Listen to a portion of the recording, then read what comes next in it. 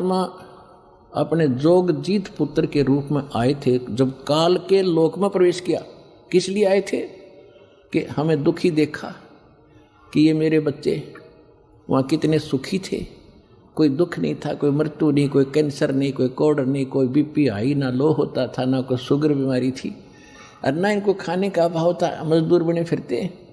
काल ने हमारे को कितना मूर्ख बना रखा है। किसी के पास थोड़ा सा पद मिल जाता है तो नीचे वालों को इतना दबा के रखता है, सब अपने कर्म फोड़ता सारा दिन, उनकी आत्मा दुखा दुखा के। चाहे कोई फैक्ट्री मालिक है, चाहे कोई IAS IPS अधिकारी है, या कोई डॉक्टर इंजीनियर जज है, ये नहीं देखते तुम कर क्या रहे हो, उनको ज्ञान नहीं है, किसी की आत्मा दुखावे होए होए उसका। ये परमात्मा के बच्चे हैं। आप कहते हैं जो तगड़ा व्यक्ति और निर्बल को सताता है उसकी आत्मा रोती है। आत्मा रोती है क्योंकि वो मुकाबला तो कर ही नहीं सकता किसी भी तरीके से। ताकतवर मीन जैसे कोई पद की ताकत है, पोस्ट की ताकत है, या वैसे अपने कोई घर कबीले में घने व्यक्ति हो जाए उनकी ताकत है, स्वयं बलशाली है, तो इस तरह का व्यक्ति गरीबों को सताता है, अपने से नीचे वालों को इतना तंग करता है कि जितना वो कर सकता है बिना ज्ञान के। तो यहाँ परमात्मा ने आके बताया है कि कबीर गरीब ना सताइए, जाकी मोटी हाय, और बिना श्वास की जीव से लो भस्म हो जाए।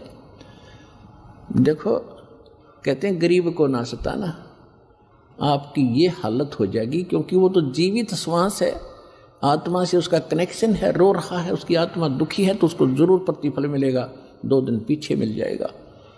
उदाहरण दिया है कि जैसे पहले एक धौंकनी होती थी, पशु के चाम की बनाई जाती थी, और लोहार और सुनार लोग उसी का प्रयोग करते थे। उसमें ऐसे एक हैंडल सा लगा लेते थे, उसको पकड़ के ऐसे करते थे, आगे उसका एक छोटा सा सुराख होता था उस चमड़े में, और वहीं से वो हवा लेती थी और फिर ऐसे छोड़ते थे, तो वो हवा फूंक मारती थी अग्नि में, ऐरण में, जहाँ पर लोहे को गर्म किया जाता था, पिघलाया जाता था। तो परमात्मा कहते हैं कि वो बिना जीव की श्वास, यानी मरे हुए पशु की खाल की श्वास ने लो को भस्म कर दिया। और ये तो जीवित सांस है, आहे जो आए है, कहते ये गरीब ने ना सताइए, जाकी मोटी हाय, और बिना जीव की श्वास से लो भस्म हो जाए। और तुम तो जीवित श्वास को दुखी कर रहे हो, तुम्हारा क्या हाल हो जाएगा।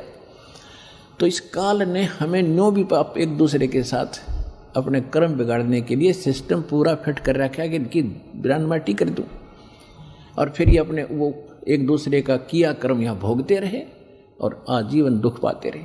और परमात्मा इसलिए आते हैं कि ये बुरा करते हैं अनजाने में। आज किसी की चोरी की, निंदा की, उसका अगले जन्म में फिर देना पड़ता है। कोई दामाद बनकर लेगा, बेटी भी लेगा, धन भी लेगा, और फिर मर जाएगा, और बेटी विधवा होगी, फिर उसके पालन पोषण में बच्चों के लगा रहेगा वो मूर्ख। तो ये तो यहाँ की व्यवस्था है, इसको समझना पड़ेगा। और उसी को समझाने के लिए भगवान आए कि मेरे बच्चे देख कितने दुखी हो गए, इनको वहाँ कोई अभाव नहीं था, देख किसी अक्ल मारी गई इनकी। तो जिस माता पिता के बालक बिगड़ जाए किसी कारण से भी, उसको चैन नहीं पड़ता जब तक उसकी पार बसाओगे। उन्होंने सोचेगा ये कभी सुधरे और वापस आ जा, और फिर मैं सीने से लगा लूँ, इनको सारी संपत्ति दे दूँ, मैंने क्या करना है। तो वो हमारा पिता है।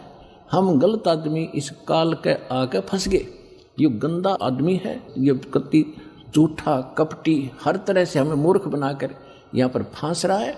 इसको श्राप लगा 1 लाख मनुष्य शरीरधारी प्राणियों का आहार करने का, इसलिए हमें पाल रहा है, अपने स्वार्थ से सारी बुराइयां करवाता है।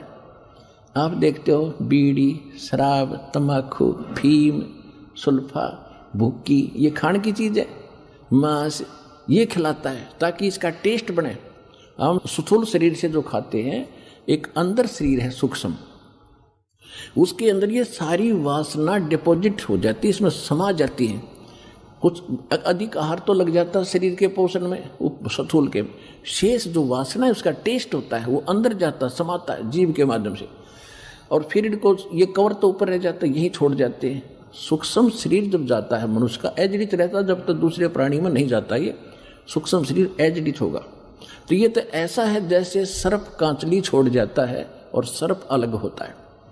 तो हम तो उस कांचली की क्रियाक्रम में लगे रहते हैं यहाँ पर, वो न कभी गंगा ठा के ले जाएंगे, कभी कितब कर्म कराएंगे। वो सांप तो जा चुका है, वो तो है नहीं इसमें। तो उस जीव को फिर तपस्या पर डालता है, वहां उनको बुरी तरह तड़फाता है।